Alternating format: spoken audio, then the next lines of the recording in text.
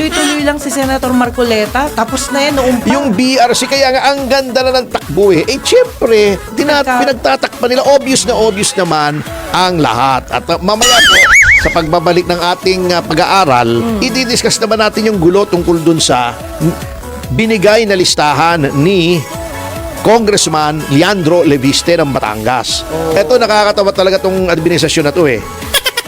Basta nakaturo sa kanila ang kahit anong dokumento, ang sisiraan nila either yung dokumento o yung naglabas ng dokumento. Sa halip na imbestigahan yung mga nandun sa dokumento, ang sinasabi, paano ba nakuha ito? Baka naman illegally acquired ito. Pinangungunahan nyo eh. Ayan na eh. Di ba naghahanap kayo ng pruweba? Opo. Di ba noon sabi nyo, etong si Cabral ang pinakamaraming nalalaman dyan. Nung dinabas yung listahan na binigay ni Cabral, hindi, wala yung listahan na yan, walang probative value. Daw. Kaya nagne-negative 3 ang palasyo ay dahil nga dito sa mga ito. Basta sila, halatang halata kayo eh. Pagka laban sa mga kalaban nyo, hindi nyo kaalyado, credible. Paglaban sa inyo, walang probative value, hearsay, chuchu. Sinong magtitiwala sa inyo ngayon? Eto, nag-pushback. Nagtatalo si Congressman Leviste at si Secretary Vince Dizon kasi ang istorya, eto at tingnan natin ang both sides baka sabihin nila bias tayo. Di ba naglabas siya ng leak? Kisa nung una, sabi niya, nasa kanya daw yung listahan. Ngunit, ilalabas lang niya daw ito kapag pumayag si Secretary Dizon. Di ba? Ang dami nagsabi, hindi lang tayo, di ba? Napansin din natin yung sabi ko, Congressman, bakit kailangan mo ng pahintulot ni Secretary Dizon? Hindi ka bibigyan ng pahintulot niyan. Sapagkat alter ego yan ng President at kung merong incriminating dyan, either sa Pangulo o sa kanyang anak na kongresista o ibang mga matitinding mga kaalyado ng Malacanang, hindi niya papayagan yung pag-release niyan. So siguro, natauhan si Congressman Leviste, nilabas niya. Kasi sabi niya, ilabas mo na. Tinuloy niya. Inilabas niya. Naliwanagi mo kung ano nilabas Nilabas niya yung listahan. Nilabasan siya ng listahan. Si Representative Leviste. Ngayon, sinasabi naman ng Malacanang ay hindi yan authentic. Kahit nilabasan na yan ng listahan, hindi authentic. Hindi authentic unless authenticated by the DPWH. Yan. Hindi ina-authenticate katulad ng inaasahan. Hindi ina-authenticate ni Secretary Dizon. Sabi niya, for the record. Yan, Tagalogin mo. For the record. Para sa plaka. Para sa plaka. For the record. Attorney, yan. Para sa rekomendasyon na lang. Medyo maganda. Okay? Yan. For the... I have not authenticated. Hindi ko pa inaaprubahan yan. Parang gano'n, di ba? Any document. Kahit na anong dokumento. In the possession. Nahawak namin. Of Congressman Leviste. Na galing kay Congressman Leviste. Because I have yet to see. Kailangan tingnan ko muna The documents he was talking about. yung mga dokumentong sinasabi niya. So how can I authenticate them? So, paano ko aprubahan yan? Parang gano'n. Parang, it's you they're talking about. Alam mo yung commercial na yun? Kili-kili? It's you they're talking about. Hindi na alam ng mga bata yan eh. Hindi pa inabot, sir. Okay. Ngayon, sabi naman ni Leviste. Sige. Hinihintay ko lang na itanggi mo. Kasi meron akong mga screenshots na siya ay nagpadala ng pinapunta niya yung inyong kaibigan. Si Emil. Kilala mo si Emil? Hindi. Yung pinapadala doon sa computer si Emil. Email! Email! Si Emil, Email. Hindi si Emil. Hindi si Emil. Email. Talaga. Kay Dizon na nagpa-follow up ng kanyang pinakikiusap na listahan ng mga budget per legislative district Opo. Yan. At pagkatapos niyang ipadala si paring Emil Aha.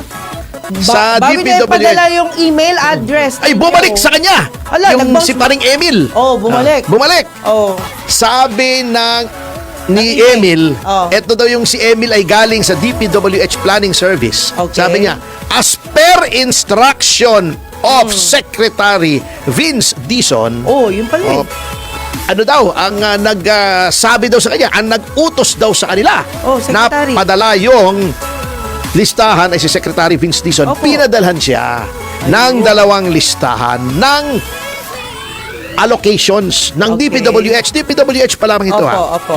Isa base sa NEP, yung National Expenditure Program. Program. At isa base sa House General Appropriations Bill.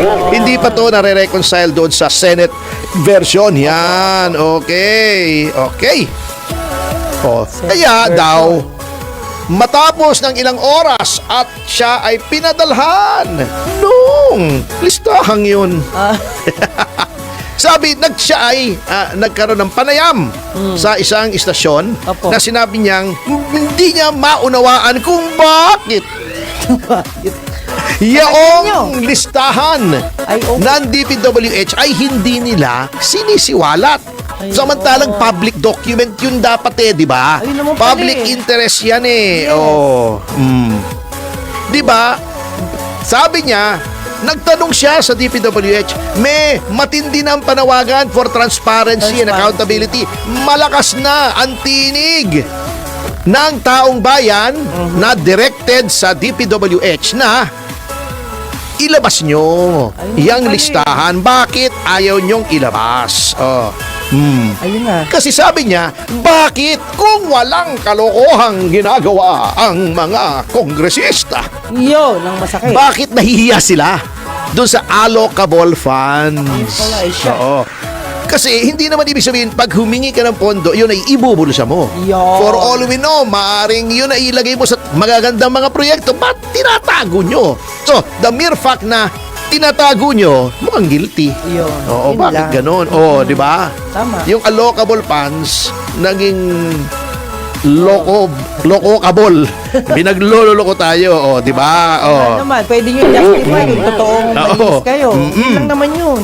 So, sabi niya, bakit itinatago?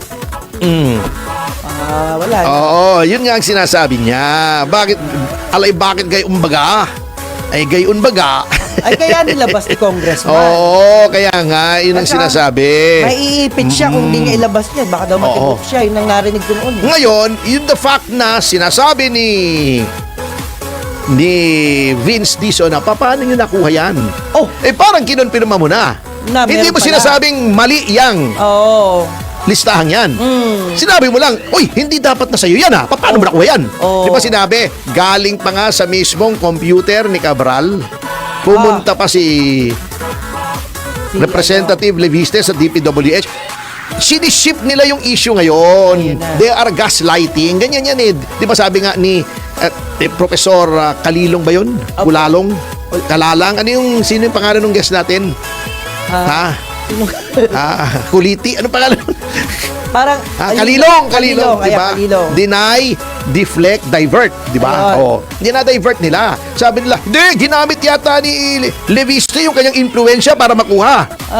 Ano ngayon? Di ba nagkakaroon nga ng investigasyon? Oo. Di ba public servant nga yun? Opo, Oh, tama. bago sinasabing baka illegally acquired, iniiba niyo usapan di ba? Hindi naman yun ang Hindi ang usapin usapan, flood control, Opo. allocable funds, listahan.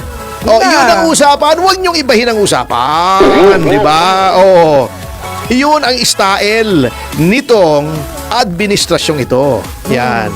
At, again sa di na natuto, part 2. Dito pala sa bagong budget, ay matindi. Eto may question na naman ito. Galing na rin kay Representative Leviste.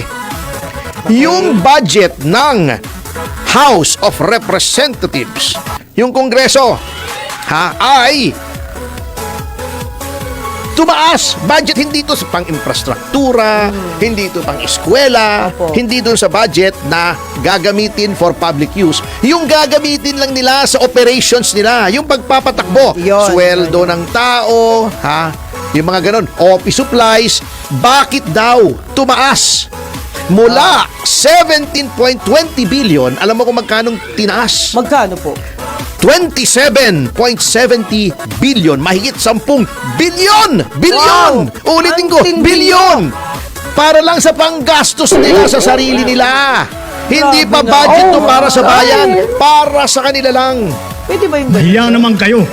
Mahiya naman kayo. Oh, yun, oh, di ba? Narinig nyo? Oh, sabi ni Presidente Oo. yan. At ito pa ang masaklap, sinasabi ni Leviste. Opo. Tinaas ito ng 10 bilyon, walang public hearing, walang committee hearing, Oo. bigla na lamang sumulpot mga kababayan. Ay, parang kabuti. Oo, Oo yun. na. Nung sinabi parang kabuti, parang may naalala ko eh. May naalala kong biglang sumusulpot minsan na parang kabuti eh. Pero huwag na natin pag-usapan yan. Tumatawa ng sabot. Yan ang iniisip nyo. Hindi, kayo talaga. O, napaka-isipan nyo. Anyway. Ang kabuti. Oh, kasi di ba kabuti, may ulo, may katawang ganon. Oh. Ano yun? Kasi balik na tayo dito. Iniiba mo usapan eh. Ay, sorry po. Sorry po. Yan ang sinasabi. Okay. Ito pa ha, ang mabigat ha.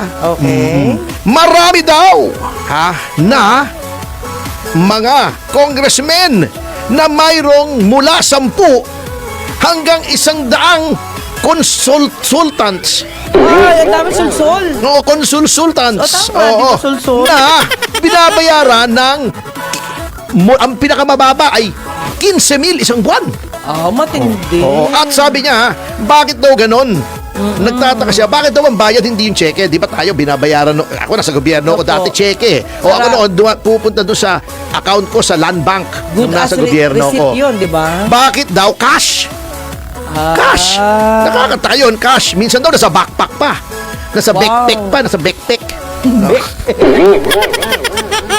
Nagtataka siya. Ay, At grabe. alam mo ang suspecha ko rito. Hindi ko po? naman sinasabing totoo. Suspecha ko lang. Sige po. Kasi madumi talaga isip ko eh. Oo. Etong tumaas na 10 billion, 10 billion ha, hindi Opo. binu-binu.